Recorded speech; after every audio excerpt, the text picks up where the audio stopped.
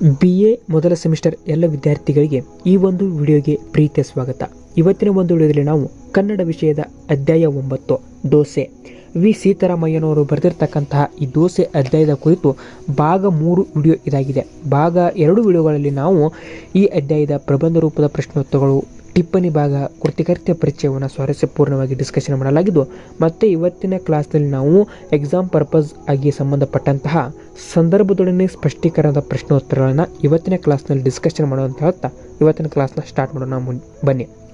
ಅದಕ್ಕಿಂತ ಮುಂಚೆ ನೀವೇನಾದರೂ ಫಸ್ಟ್ ಟೈಮ್ ನಮ್ಮ ಯೂಟ್ಯೂಬ್ ಚಾನಲ್ ನೋಡ್ತಾ ಇದ್ದೀರಿ, ಚಾನಲ್ಗೆ ತಪ್ಪಿ ಸಬ್ಸ್ಕ್ರೈಬ್ ಆಗಿ ನೋಟಿಫಿಕೇಶನ್ ಆನ್ ಮಾಡ್ಕೊಳ್ಳಿ ಅಂತ ಹೇಳ್ತಾ ಇವತ್ತಿನ ಕ್ಲಾಸ್ನಲ್ಲಿ ನಾವು ಸಂದರ್ಭದೊಡನೆ ಸ್ಪಷ್ಟೀಕರಣ ಮತ್ತು ಒಂದು ವಾಕ್ಯದ ವಸ್ತುನಿಷ್ಠ ಪ್ರಶ್ನೋತ್ತರಗಳನ್ನ ಚರ್ಚೆ ಮಾಡ್ತೀವಿ ಅಂತ ಹೇಳ್ತಾ ಲೆಟ್ ಸ್ಟಾರ್ಟ್ ದ ಕ್ಲಾಸ್.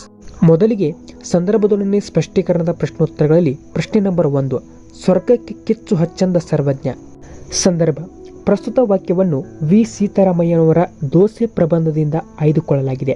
ಕಾವಲಿಯ ಸಾನ್ನಿಧ್ಯ, ದೋಸೆ ಹೊಯ್ಯುವವರ ಪ್ರೀತಿಯ ಏಕಾಂತೋಪಚಾರ ದೊರೆತರೆ ದೋಸೆಯ ಆಸ್ವಾದನೆ ಸ್ವರ್ಗಕ್ಕೆ ಸಮಾನ ಎಂದು ವರ್ಣಿಸುವ ಸಂದರ್ಭದಲ್ಲಿ ಪ್ರಬಂಧಕಾರರು ಈ ಮಾತನ್ನು ಹೇಳುತ್ತಾರೆ. ಸ್ಪಷ್ಟೀಕರಣ: ದೋಸೆಯನ್ನು ಮಾಡಲು ಬಾರದ ಹೆಣ್ಣ ಕೈ ಯಾವ ಸಂಸಾರಕ್ಕೂ ಬಾರದು.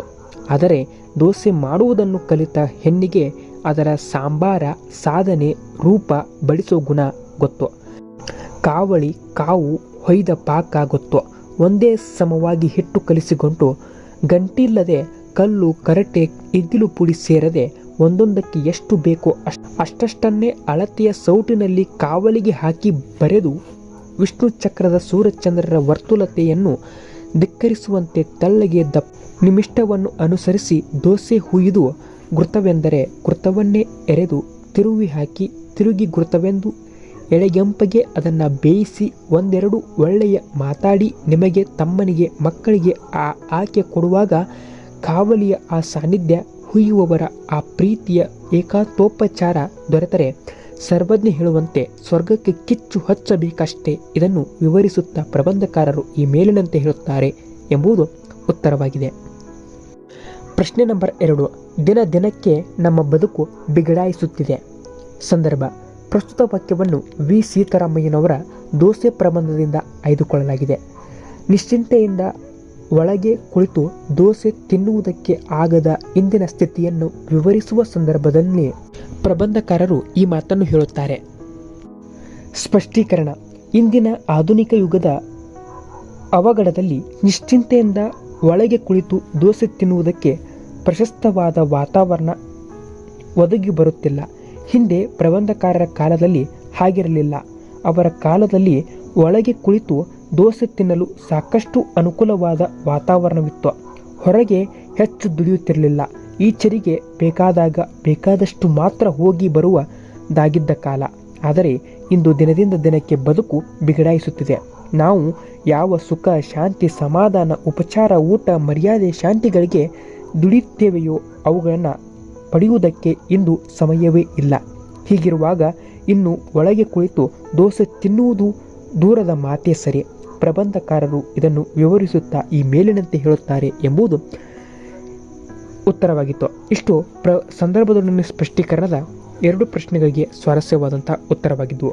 ಇನ್ನು ಮುಂದುವರೆದು ಒಂದು ವಾಕ್ಯದ ವಸ್ತುನಿಷ್ಠ ಪ್ರಶ್ನೋತ್ತರಗಳನ್ನು ನೋಡೋದಾದರೆ, ಪ್ರಶ್ನೆ ನಂಬರ್ 1, ದೋಸೆ ಪ್ರಬಂಧದ ಕರ್ತೆ ಯಾರು? ಉತ್ತರ: ದೋಸೆ ಪ್ರಬಂಧದ ಕರ್ತ್ಯ ವಿ ಸೀತಾರಾಮಯ್ಯನವರು. ಪ್ರಶ್ನೆ ನಂಬರ್ 2, ದೋಸೆ ಪ್ರಬಂಧದ ತಿರುಳೇನು? ಉತ್ತರ: ದೋಸೆಯ ಪ್ರಕಾರ, ಸ್ವರೂಪ, ರುಚಿ, ಸ್ವಭಾವ, ಪ್ರಯೋಜನ ಇತ್ಯಾದಿಗಳನ್ನು ಕುರಿತು ಪ್ರತಿಪಾದಿಸುವುದು ಈ ಪ್ರಬಂಧದ ತಿರುಳು ಎಂಬುದು ಉತ್ತರವಾಗಿದೆ. ಪ್ರಶ್ನೆ ನಂಬರ್ 3, ದೋಸೆಯ 3 ಪ್ರಕಾರಗಳಾವುವು? ಉತ್ತರ: ಸಾದಾ ದೋಸೆ, ತುಪ್ಪದ ದೋಸೆ, ಮಸಾಲೆ ದೋಸೆ ಇವು ದೋಸೆಯ 3 ಪ್ರಕಾರಗಳು. ಪ್ರಶ್ನೆ ನಂಬರ್ 4, ಅಂಗಡಿಯವನಿಗೆ ಅಷ್ಟು ಗೌರವವಿಲ್ಲದ ದೋಸೆ ಯಾವುದು? ಉತ್ತರ: ಅಂಗಡಿಯವನಿಗೆ ಅಷ್ಟು ಗೌರವವಿಲ್ಲದ ದೋಸೆ ಎಂದರೆ ಸಾದಾ ದೋಸೆ ಎಂಬುದು ಉತ್ತರವಾಗಿದೆ. ಪ್ರಶ್ನೆ ನಂಬರ್ 5, ಮೈಗೆ ಪುಳಕ ತರುವ ಪ್ರಸಂಗ ಯಾವುದು? ಉತ್ತರ: ಮೈಗೆ ಪುಳಕ ತರುವ ಪ್ರಸಂಗವೆಂದರೆ ತುಪ್ಪದ ದೋಸೆಯ ನೋಟ. ಪ್ರಶ್ನೆ ನಂಬರ್ 6, ನಮ್ಮ ನಿಜವಾದ ಸಂಭ್ರಮ ಯಾವುದು? ಉತ್ತರ: ನಮ್ಮ ನೆಚ್ಚಿನ ಹೋಟೆಲಿಗೆ ಹೋಗಿ ದೋಸೆ ತಿನ್ನುವುದು ನಮ್ಮ ನಿಜವಾದ ಸಂಭ್ರಮ ಎಂಬುದು ಉತ್ತರವಾಗಿದೆ. ಪ್ರಶ್ನೆ ನಂಬರ್ 7, ದೋಸೆ ಎಂದರೆ ಯಾವುದು? ಉತ್ತರ, ದೋಸೆ ಎಂದರೆ ಅಕ್ಕಿಯದೇ ದೋಸೆ. ಪ್ರಶ್ನೆ ನಂಬರ್ 8, ಹುದುಗು ಎಂದರೆ ಯಾವುದು? ಉತ್ತರ, ಹುದುಗು ಎಂದರೆ ಉದ್ದಿನದೇ ಹುದುಗು ಎಂಬುದು ಉತ್ತರವಾಗಿದೆ. ಪ್ರಶ್ನೆ ನಂಬರ್ 9, ಯಾವ ಸಂಸಾರಕ್ಕೂ ಬರದ ಕೈ ಯಾವುದು?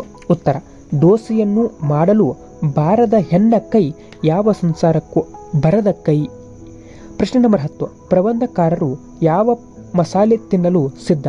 ಉತ್ತರ, ಪ್ರಬಂಧಕಾರರು ಸ್ಪೆಷಲ್ ಮಸಾಲೆ ತಿನ್ನಲು ಸಿದ್ಧ ಎಂಬುದು ಇಷ್ಟು 10 ಪ್ರಶ್ನೆಗಳಿಗೆ, ವಸ್ತುನಿಷ್ಠ ಪ್ರಶ್ನೆಗಳಿಗೆ 10 ಸ್ವಾರಸ್ಯವಾದಂಥ ಉತ್ತರಗಳಾಗಿದ್ದು ಅಂತ ಹೇಳ್ತಾ, ಮತ್ತು ಈ ಅಧ್ಯಾಯದ ಸಂಪೂರ್ಣವಾದಂಥ ಭಾಗವನ್ನು ನಾವು ಸ್ವಾರಸ್ಯಪೂರ್ಣವಾಗಿ ಡಿಸ್ಕಷನ್ ಮಾಡಿದ್ದೀವಿ ಅಂತ ಹೇಳ್ತಾ, ಇದೇ ರೀತಿಯ ಮುಂದಿನ ಕ್ಲಾಸ್ನಲ್ಲಿ ಮತ್ತೆ ಮುಂದಿನ ಅಧ್ಯಾಯಗಳ ಅಭ್ಯಾಸ ಪ್ರಶ್ನೋತ್ತರಗಳನ್ನು ಚರ್ಚೆ ಮಾಡೋದ್ರ ಜೊತೆಗೆ ನಿಮಗೆ ಭೇಟಿ ಆಗ್ತೀನಿ ಅಂತ ಹೇಳ್ತಾ, ಅಲ್ಲಿವರೆಗೂ ಎಲ್ಲರಿಗೂ ನಮಸ್ಕಾರ.